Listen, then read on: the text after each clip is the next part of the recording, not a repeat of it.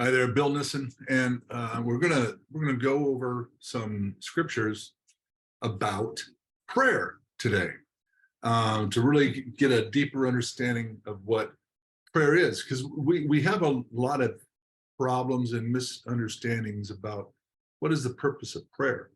Is most people kind of treat God like a bellhop, where we come with our list of prayer requests that we're bringing to him. And I'm not saying not to do that. I mean, we do that all the time. We want to petition him with our needs, but it's so much more than that. We're going to go into Matthew 6 and go through the Lord's Prayer, because he said, literally said, let me teach you how to pray. This is how you should pray. So if that's what the Lord is showing us, then I think we probably need to take a hard look at that, right? But before I do that, I want to help you understand that prayer is communication. That's what it is. It's communication between you and God. And some people say prayer is us sharing our heart to God, and meditation is receiving or listening to his answers. I don't know if I completely align with that. I think that can happen in meditation, for sure. I know that. But most of the time when I'm in prayer, I've got 2 ears, 1 mouth. I should be listening twice as much as I should be speaking. Don't get me wrong. I talk a lot and speak a lot in prayer, but it's from a context of relationship, because this is about getting to know Christ in a deeper, more intimate way. And so we've got to be positioned in a place of vulnerability, first, of knowing who we're talking to, and secondly, what he wants to say to us and what he wants us to do on his behalf and what he wants us to bring to him. So prayer is really multidimensional communication with our Creator to find out what moves his heart, and also to find out what he wants us to agree with him in. And that's probably the biggest thing I want to establish is it is agreement. And through all the prayer and fasting I've done over the past 37 years, one of the things I've learned is that I'm not praying or fasting or doing any of those things to change God's mind. I'm praying so God changes my mind. So I am aligned with him. So I'm in agreement with him on what it is that's on his heart. So let's take a look at this, this verse here in Matthew 6 and dig deeper into this whole thing of prayer. Okay, so we're in Matthew 6, and we're starting with verse 5. This is what they call the Lord's Prayer, or the Our Father, which is going to come in a few verses. But I thought it was really important because of things I've run into with people that are just getting to know Christ and the scriptures, is to give you some clarity on some things. So here in verse 5, we start off with, it says, and when you pray, you must not be like the hypocrites, for they love to stand and pray in the synagogues and at the street corners, that they may be seen by others. Truly I say to you, they have received their reward. But when you pray, go into your room and shut the door and pray to your Father who is in secret, and your Father who sees in secret will reward you. So let's focus in on that, because I've had some people where I've been talking to, sharing the Lord, and they really were convicted that they want to receive Christ. And so I'd ask them to pray with me out loud, and they go, I can't do that because of this verse. This is addressing needing the applause and the accolades of mankind by acting religious or acting spiritual. So the reason I'm praying isn't because I want to communicate to God, it's because I want to impress these people over here. And that was a big issue in his time, and that's what he's addressing. And I even had some people, when I would pray in public, I just do an open prayer, and they go, no, you're not supposed to pray out loud because of this verse. And I just want to give you some clarity here. He's saying this because there was a lot of ego in the religious leaders. It's all about the heart. It's not wrong to pray in public, because it happens to me all the time. And I even have some friends that would go, they'd have a conversation with me, and I would just turn to prayer because they brought something up I thought was a good thing, and I'd say, Lord, what do you think of that? And then they go, stop doing that. I go, what? It is, start just talking to God without warning me. And I think it's a good problem to have. But nevertheless, but I'm not dealing with a heart that's looking for accolades. It's just really part of my lifestyle. So when somebody who's sincere and authentic is just asking you to pray with them publicly, in a sense, that's okay. That's not addressing. This is a heart issue where you're looking for the approval of mankind. That is not where we're going to be ministering from. So I hope that helps. But he goes on even in verse 7, and when you pray, do not heap empty phrases as the Gentiles do, for they think that they will be heard for their many words. Do not be like them, for your Father knows what you need before you ask them. So here's another point here. So now where the Gentiles were, where the Jews were looking for accolades, the Gentiles were praying things I just want to shower, all these words up, almost like a laundry list of stuff, just to keep noise in the room, and that was more of a religious kind of an activity rather than a relational activity. Okay, prayer is a relational activity of me talking to my Father, which we're going to touch on that point here in a minute. But what I love here is right here in verse 8 says, do not be like them, because for your Father knows what you need before you ask them. So you might be asking, well, then why do I need to pray if he already knows what I need? Because we're not praying so that we can clue God in on what we need. I mean, think about it. God, I need help at work. And he's going, he's really praying really well. And I think I should help him at work. I wasn't really aware that he's been struggling. No, he knows what's going on or whatever. All right. It's for us to be in alignment with God. So we're agreeing with him on what he wants to do in me at work or whatever the situation may be. So my whole purpose in prayer is to communicate to God my desire to know him and to receive from him. So I'm in agreement and I can start praying the very things that he's wanted to do. Like in Luke 10, it says, pray to the Lord of the harvest that he will bring forth laborers. And so he's asking us to pray for laborers. Well, guess who the laborers are? Us. Yeah, but he's wanting us to pray so we are in agreement that he's ready to really feed into the harvest. And so he's wanting workers to bring forth a harvest. And so he's wanting us to pray so that we're in agreement with that. All right. So the same thing here is he's asking us to be in agreement with him on the things he wants to give us. So I'll be happy to talk to you later on if you want more expansion on it. But then he goes into the Lord's Prayer. He says, pray then like this. Now he starts right at the very beginning, our Father. What you may not realize is how big of a phrase that is. See, in the Jewish faith, when Abraham encountered God and Moses and all he was so holy and reverential, we did not want to even speak the name of God. They'd say, blessed be the name. They wouldn't say his name, even his YHWH, which when you knew was Yahweh, and then later they call you Jehovah, was supposed to be unspeakable. It's so holy. And here Jesus is saying, I'm going to teach you how to pray. When you pray like this. Our Father, and what that word is Abba, which was a very casual yet respectful term for daddy. So it doesn't just mean daddy, it means daddy, I will obey. So like when I was in Israel several years ago, I was staying in the house of a friend who's from Israel.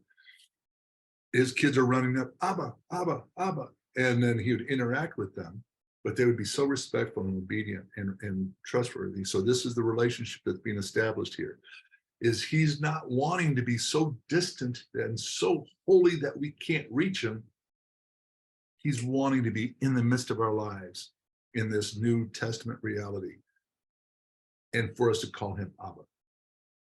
That he is our Father. He is the one who's going to take care of us and lead us and be our help and give us what we need. Our Father in heaven, hallowed, revered, celebrated be your name.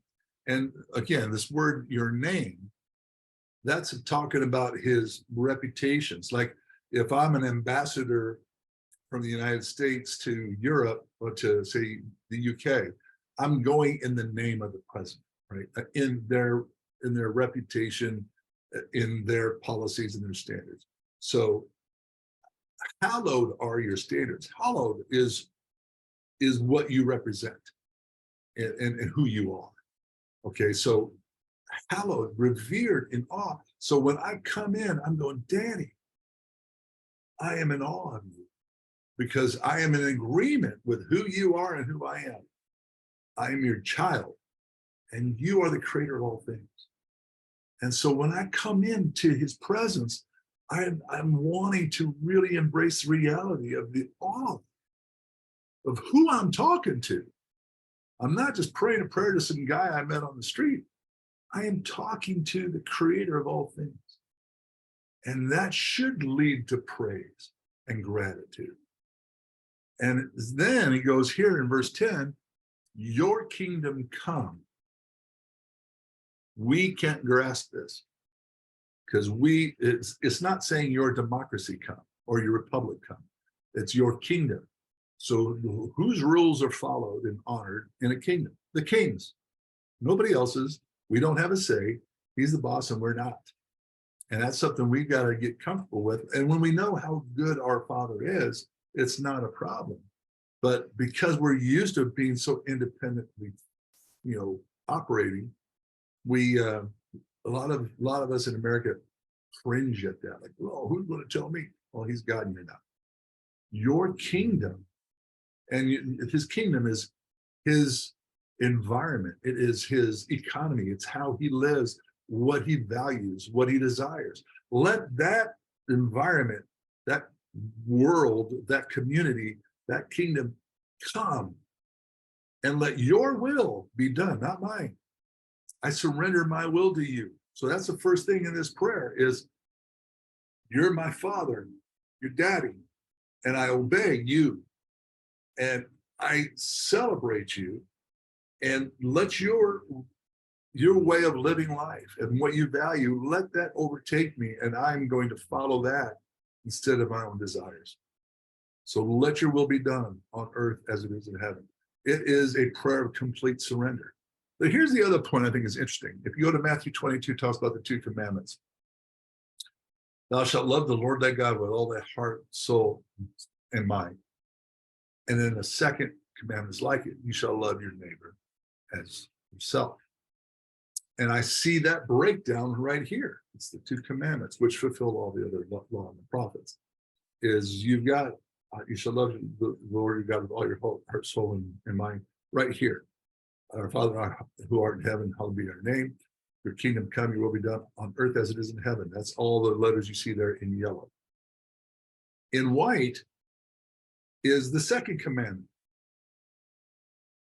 Give us this day our daily bread. So we've revered him, and now we're letting him know our needs, but there's more to that than that. First of all, he's saying, give us. He's not saying, give me. Give me what I need, God. No, he's going to give us, your children, all those that follow you.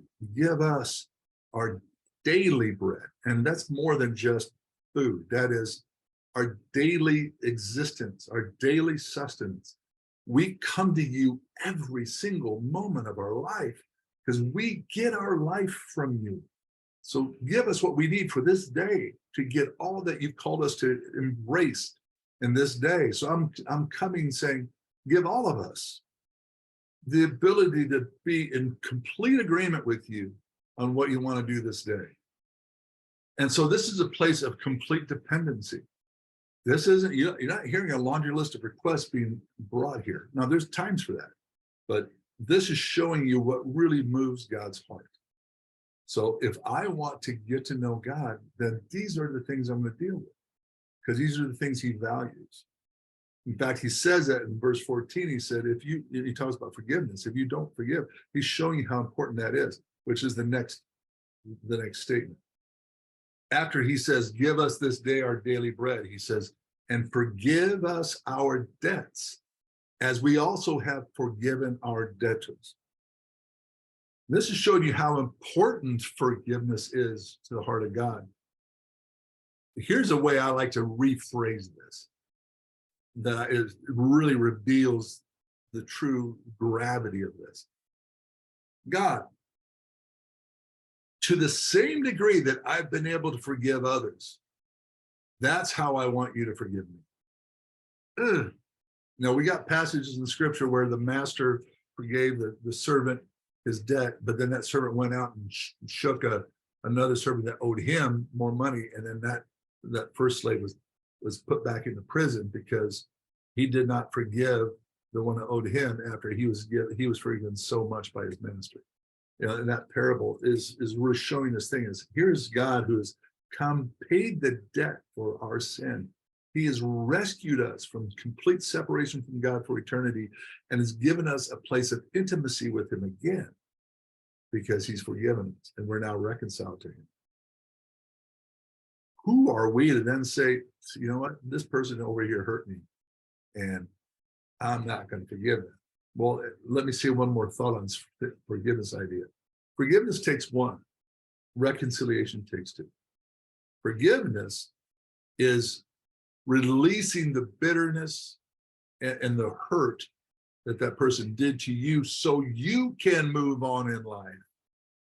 Okay, is if you don't, you're the one in bondage. There was a gentleman I saw back in the 80s. He was so offended by these leaders, he moved out of state just to get that far away from them. 12 years later, I saw him at a restaurant and I went up to him because I recognized him. I said, hey, how are you? And then he comes up and he's just fomenting about this offense that he had from 12 years ago. I'm just standing there amazed going, it's been 12 years. And those leaders he's mad at, they've went on with life. They're not completely unaffected by this. But this guy is still in bondage. This guy is still held captive in his cage of unforgiveness.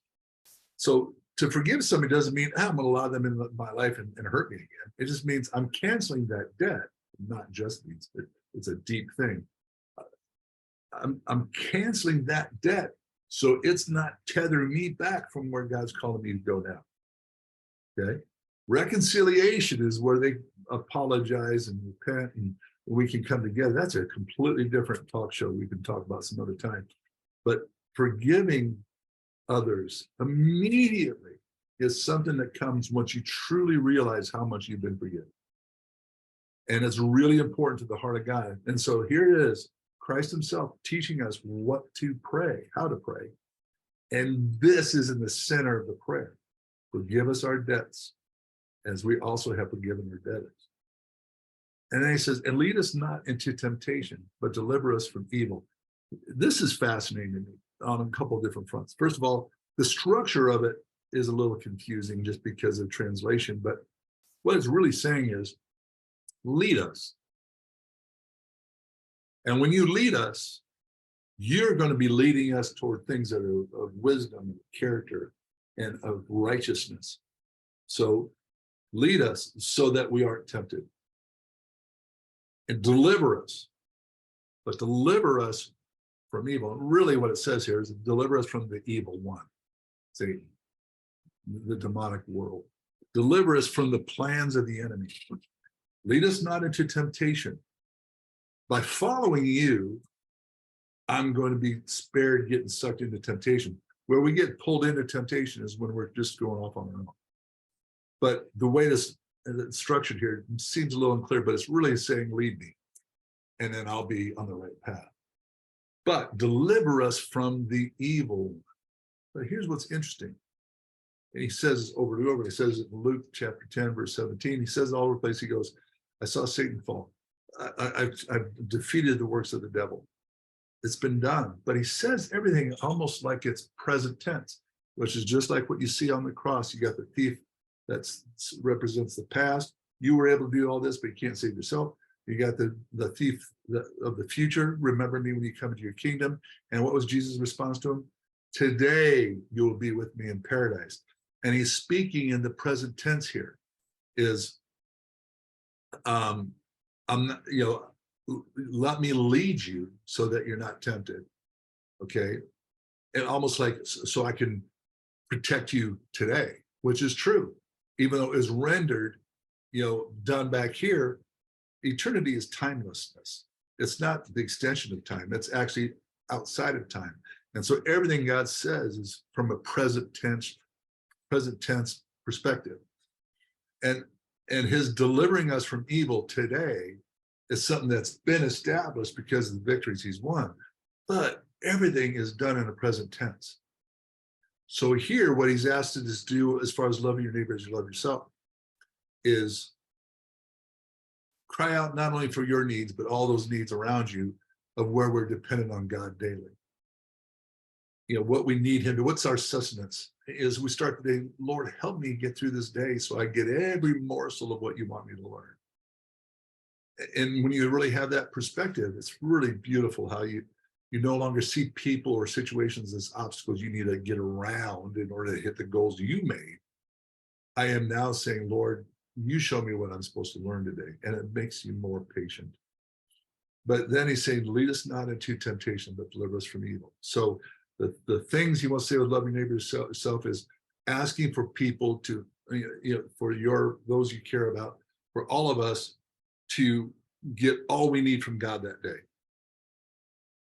And help us to be in complete agreement with how he forgave us by forgiving others. And help us to be led by him in every way so that we're not drawn into temptation.